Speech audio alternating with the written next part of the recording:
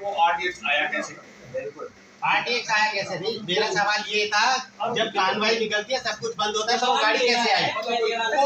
वो चूक हुई कैसे? और आपने बोला कि माननीय प्रधानमंत्री जी सैनिकों के नाम पर जी सैनिकों के नाम पर ये भी आरोप बलित मिला है, ये भी आरोप बलित मिला है, गूगल पे खुला हुआ है, इंटरव्यू दिया हुआ है। तो और कोई क्वेश्चन है तो बता दीजिए।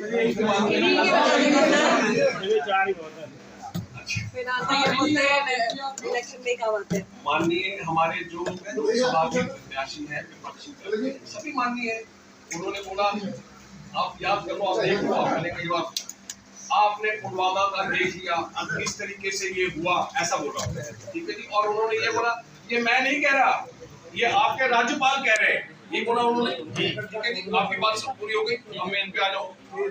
सत्यपाल मलिक जी ने ये बात 2023 में बोली और वो भी किसको बोली? करण थापर को बोली। करण थापर आपको मालूम है वो किस पार्टी से अलाइंड है, तो आप ये सर्च करके देख लीजिए, मेरे पास में बुक पड़ी हुई है। जो अर्धसैनिक, तो सीआरपीएफ केंद्रीय रिजर्व पुलिस बल के जो सैनिक मारे गए उनके रिश्तेदार जीतराम और 2-3 नाम है, उन्होंने बोला कि हमको भी बहुत रंज है, लेकिन ये राज्यपाल साहब जब 2019 में ये हो रहा था या हुआ था तब इन्होंने ये प्रश्न क्यों नहीं पूछा? मैं आपके मन में क्या है वो भी बताऊं, उन्होंने क्यों नहीं पूछा? 4 साल बाद ये खड़े होके क्यों बोल रहे हैं? क्योंकि सबको मालूम है हमारे माननीय सत्यपाल मलिक जी के मन में क्या है, क्या इशू है। अब आप बोलेंगे उनको बोला गया था कि जहाज मत दो, किसी ने बोला? आपने बोला? हाँ उन्होंने ही बोला है, उन्होंने बोला है जहाज मत, ये भी उन्होंने उसी इंटरव्यू में बोला। जिस दिन अगर मैं भारत माँ का लाल हूँ जो हूँ, अगर मेरे को बोला जाएगा वो उस सैनिक की रक्षा में प्रॉब्लम हो रही है, सैनिक जहाज मत दो, मैं तुरंत उठ के खड़ा हो जाऊंगा। मैं बोलूंगा मैं ऐसा ऑर्डर नहीं मानता। हमारा कमांडिंग ऑफिसर भी अगर मान लीजिए कोई ऐसा ऑर्डर दे दे जो हमारे एक्ट में लिखा है कि ऐसा लगे आपको कि ये गलत है, उसी वक्त खड़ा होना चाहिए, वो उस वक्त क्यों नहीं करें? ठीक है, अब आप ड्यूटी कीजिए अपना काम।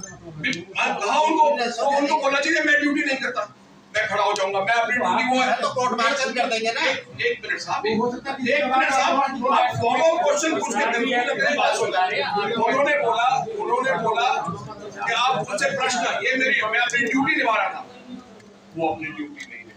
कॉन्स्टिट्यूशन में गवर्नर सबसे ऊपर है, अगर वो ड्यूटी निभा रहे होते उसी दिन वो त्यागपत्र में बात लिख देते कि आज मैंने जहाज मांगा, आज वो जहाज नहीं दिया उन्होंने। ऐसा हुआ है, पहले भी ऐसा हुआ, आर्मी जनरल्स ने ऐसा किया। कोर्ट मार्शल तो सर उसका होता है जो फौज में जिसपे आर्मी एक्ट आता है। अब आपने बोला ये चूक कैसे हुई, उसके सर आपने कुछ ठीक बोला। देखिए जैसा मेरे भाई ने बोला कि -डिग्री टेम्परेचर तो फरवरी में डिग्री होता है, मैं एक्सक्यूज नहीं दे रहा। देखिए मुंबई अटैक में भी तो चूक हुई थी सर अभी तो सर मैं एक सवाल बस इसी बात कोई बात नहीं। मेरे भाई आप बीजेपी के प्रवक्ता है क्या? एक मिनट, आपने बीजेपी का पटका डाल रखा है, आप इंडियन आर्मी से हैं या बीजेपी के नुमाइंदे हैं, ये बता दीजिए भाई। मैं वहीं आ रहा हूँ, ये पटका डाल के कौन सी प्रेस वार्ता हो रही है साहब? भाई साहब मैं कमाल है। अपना मैं आपकी बात कर रहा हूँ, मुंबई में भी चूक हुई।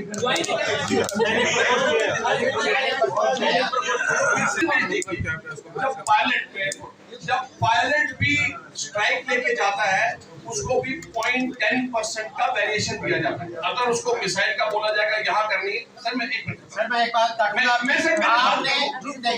मुंबई हमले को गिनवा रहे कानवाई के साथ, मतलब आप सैनिक को उनके आतंकवादियों के साथ हमले कर रहे हैं। बात का ध्यान से सुनिए मेरे भाई, वो भी मैं आप एक्सक्यूज उदाहरण गलत दे रहे हैं, आप उदाहरण गलत दे रहे हैं। आप मुंबई का हमले कानवाई से क्या मतलब? कॉन्फ्रेंस वाले मुझसे कहो ना, कानवाई से एग्जांपल दो। आप मुंबई हमले से नहीं देंगे। आप दूसरा एग्जांपल दे रहा हूँ, वो यही है कि इवन पायलट को भी जो प्रिसिशन ट्रेनिंग दी जाती है उसमें भी 0.10% का वेरिएशन होता है।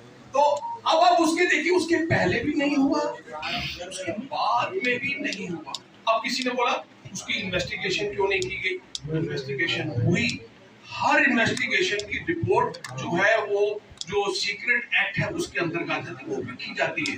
अगर कोई सुप्रीम कोर्ट में पूछेगा तो बंद लिफाफे में दी जाएगी, और मेरे हिसाब से ये रिपोर्ट दी भी गई है, उसके एक्सर्प्ट्स दिए गए हैं, पूरी डिटेल नहीं दी। अब आपने बोला मोदी जी ने उनके नाम पर, मेरे भाई आप मोदी जी उनके नाम पर वोट करो। मोदी जी ये कहते हैं कि उन्होंने ये नहीं बोला कि मैंने उनकी रक्षा की तो मुझे वोट, आपका एक एक वोट हमारे सैनिकों को मजबूत करेगा, क्योंकि मोदी जी उनको और तरीके से मजबूत कर रहे हैं। जितनी भी पर सैनिक तो और कमजोर हो गए, 4 साल में रिटायर कर रहे हो। मैं बता रहा हूँ आपको, इस तरीके से प्रोक्योरमेंट प्रोसेस जो फास्ट हुई है, वो आज तक कभी उतनी प्रोक्योरमेंट प्रोसेस फास्ट नहीं हुई। फास्टर हो सकती है, और उसके अलावा जिस तरीके से मेरे भाई जिस तरीके से उन्होंने, मैंने अभी दिया OROP 1 OROP 2 एनोमलीज का खत्म करने का वो सिलसिला वो हो रहा है। एक मन में शांति का भाव बोल रहा है कि मेरी सरकार मुझे देख रही है। वो कह रहे हैं कि अगर आप मुझे वोट दोगे उनको मजबूत करेगा, क्योंकि वो आशावान रहेगा कि अगर भारतीय जनता पार्टी सरकार आती है तो मेरी भलाई के लिए और काम होगा। आप कह रहे हैं मोदी मजबूत कर रहे हैं आर्मी को, लेकिन आज लद्दाख के हालात क्या है? लद्दाख के हालात क्या है?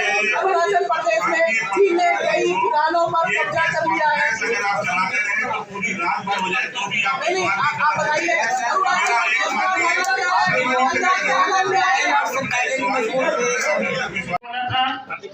जैन तो हम भी बोल देंगे जी, आपके सभी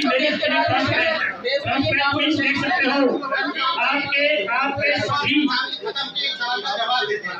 आप ही सैनिक हैं, सतिंदर दुग्गल जी के सैनिक हैं। जब कारगिल की लड़ाई हुई थी तब पाकिस्तान पे अटैक क्यों नहीं किया गया? एक जवाब दे रहे हैं। एक तरफ हम हैं, दूसरी तरफ पाकिस्तान था, वहां से आतंकवादी आ रहे हैं। आप ये कह रहे हैं कि सामने से पत्थर आ रहा है, पाकिस्तान ने नहीं मारा है। हमारे परिवार से शहीद हुआ, आपके परिवार से शहीद होते ना, तो आप ये बात बोलते हैं। सामने खड़ा है, पाकिस्तान में हमला नहीं कर सकते आप, और आप बात करें यहाँ पे सैनिकों की। नहीं, यहाँ ऑफिसर नहीं है सर, यहाँ सैनिकों को छेड़ा गया है तो बात का जवाब नहीं है। एक मिनट आप हो आपका कौन